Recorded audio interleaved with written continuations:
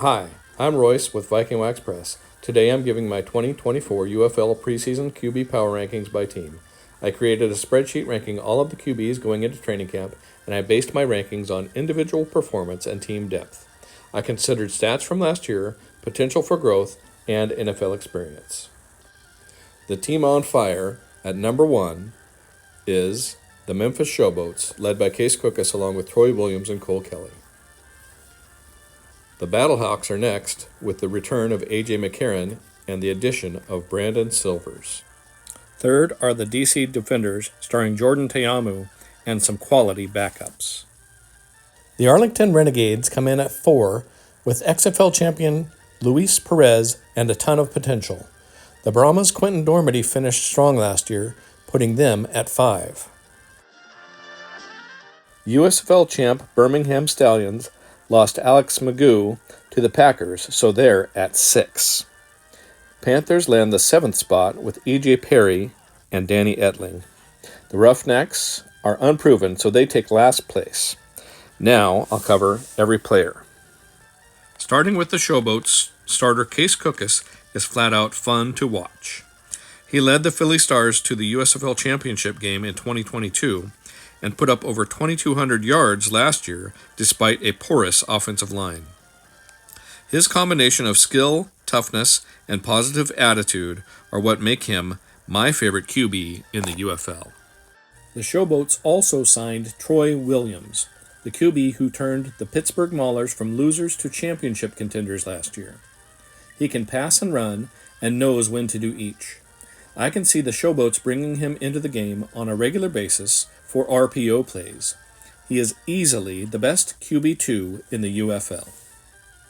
The Showboats flexed their depth muscles with Cole Kelly. He won the starting spot in Week 3 last year and proved to be a solid game manager.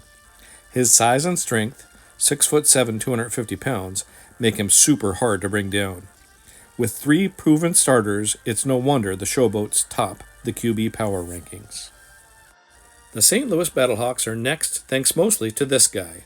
A.J. McCarron passed for 2,150 yards in 9 games last year and gave up an NFL practice squad spot to return to the Battle Dome.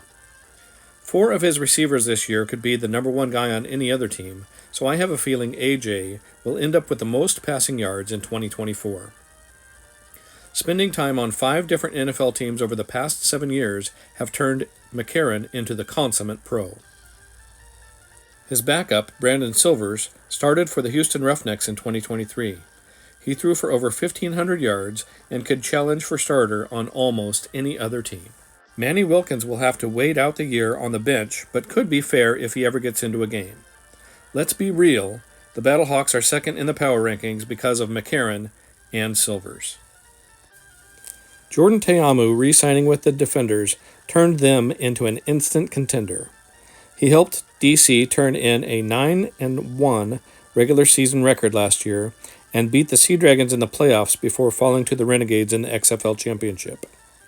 He spent time with the Minnesota Vikings during the offseason and has performed well for the USFL Tampa Bay Bandits in the 2022 season and in the St. Louis Battlehawks in 2020. He not only brings hope to DC fans, he brings promise. This next guy, Jalen McClendon, is my sleeper pick and my choice for the highest ceiling of any QB in the UFL. A terrible Vipers team traded away eventual XFL champion Luis Perez in order to give this dude a shot. At 6'5" and a muscular 215, his athleticism is unmistakable. He can run like a gazelle, and I believe in the right offense, like Reggie Barlow's offense, he could even challenge Teamu for the starting spot. Defenders also have DeAndre Francois, a young QB who was with the Orlando Guardians last year but didn't see a lot of playing time. He'll need to improve his accuracy if he wants any playing time this year. The Arlington Renegades are 4th thanks in part to Luis Perez. He is the only QB in the UFL who has hoisted a championship trophy, winning the big game with the Renegades last year after putting up over 1,600 yards in the regular season. In 2022, he went 5-1 as a starter for the New Jersey Generals. A true team leader, Luis just knows how to win. Luis's backup last year, Drew Plitt, started 2023 as the starter before Bob Stoops lost faith in his decision-making and traded for Perez. I would be nervous to put him in too. Don't be surprised if either one of the next two guys beat him out for a roster spot. The Renegades used their very first pick in the dispersal draft to bring back draft pick Lindsey Scott Jr., passing up players like Troy Williams, Jalen McClendon, and Brandon Silvers. That type of investment means they had to have massive confidence in his future. At a minimum, he will learn from a great coach and a winning QB. After spending time with the Seahawks in the fall, the Renegades brought in Holton Ahlers to push Luis Perez for the starting spot. I personally don't see that happening, but I do think he'll make the team. With a proven winner and big upside, you can see why I have the Renegades at number 4. The Brahmas have an interesting QB room this year. Last season, the Guardians suspended Quentin Dormady for sharing their playbook with another team. Turns out, it wasn't true, and by the time they allowed him to play, they were deep in a hole. In the few games he played, Dormady proved he can pass and run, and even led the Guardians to a win over the previously unbeaten Defenders in the last game of the regular season. I think he'll be the starter for the Brahmas this year. If Dormady doesn't get the start, it'll likely be Chase Garbers. He was great in college at California and spent time in the Raiders camp last year. Another possibility is Tom Flacco, brother of the NFL's Comeback Player of the Year, Joe Flacco. His pedigree is good, but he lacks the on-field time to prove it. Lastly, Matthew McKay is an option for the Brahmas, but I'm guessing he doesn't make it past training camp. The Brahmas at number 5 could easily be overtaken by either of the next two teams. I have the Stallions at 6 in the QB power rankings, but they certainly have the talent to climb. Jamar Smith played in the very first game of last season, but then injured his thumb, and that sidelined him for the remainder of the year. If he can return to form, the Stallions have the depth to win a third straight championship. Jamar's college coach is his current coach, so he knows the Skip Holtz system inside and out. Don't forget, it was Jamar who led the Stallions to the 2022 championship before Alex Magoo took over. Rust is my biggest concern for Jamar. There's a lot of hype around Matt Corral lately. I'm just not sure I believe it. He was the 3rd pick in the NFL draft just 2 years ago, so the potential for greatness is there. I have a question for you. Have you ever heard of Josh Rosen? I will leave it at that and hope he proves me wrong. If he does, watch out for the ponies. Jalen Morton spent last year on the Stallions bench, and he'll do the same this year. He knows the system, so he'll be ready in case of injuries. Adrian Martinez was signed in December after a stint with the preseason Detroit Lions. He has a chance to take the 3rd string spot away from Morton, but don't draft him in your fantasy leagues.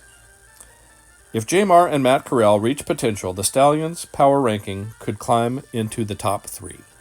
The Michigan Panthers are bringing back E.J. Perry, the quarterback who signed late last season, won Game 10 for them to put them in the playoffs, and showed his creativity and skills during the postseason.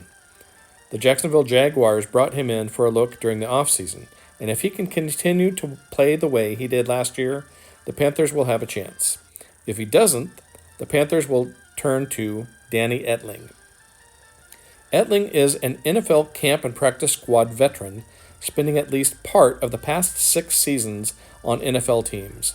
This is his chance to prove he can play and maybe even start. Davis Cheek spent last year on the Breakers behind McLeod Bethel Thompson. So far, his post-college experience is straight out of the playbook.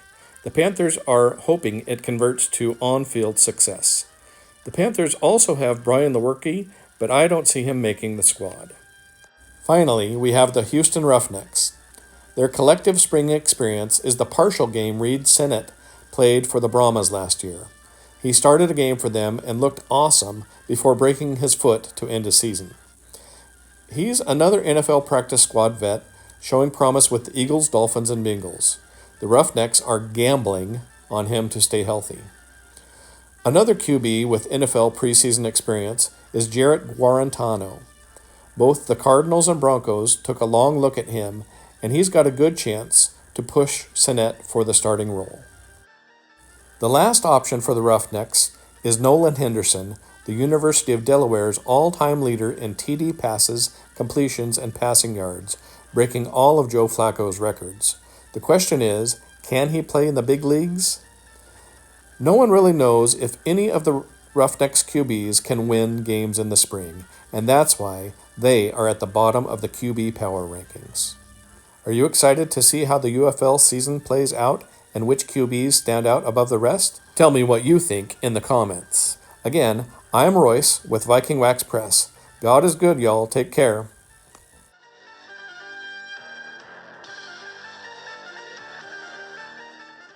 The Showboats flex their depth muscle.